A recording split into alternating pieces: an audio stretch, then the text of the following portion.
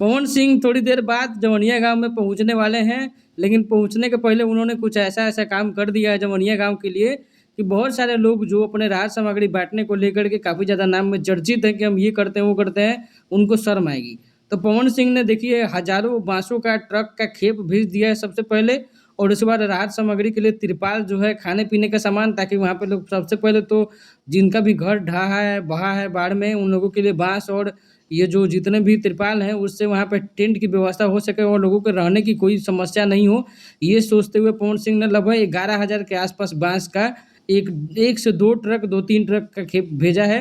और इसके बाद एक और चीज़ है कि खेसारी लाल यादव का भी नाम इसमें आ रहा है सामने कि पिछली बार खेसारी लाल यादव बहुत राहत सामग्री में बाँटे हुए थे और बहुत नाम हुआ था, लेकिन इस बार से पूरी तरह से गायब है, इनका कोई नाम नहीं है। जवनिया गाँव में इतना नाम चला कि बाढ़ है, ये है, वो है, बहुत दिक्कत हो रही है, लेकिन खेसारी लाल यादव सामने नहीं आए। लेकिन पवन सिंह ने अपनी जो है पावर स्टार वाला जो गुण दिखा दिया इस बार और पवन सिंह थोड़ी देर में पहुँचने ही वाले हैं।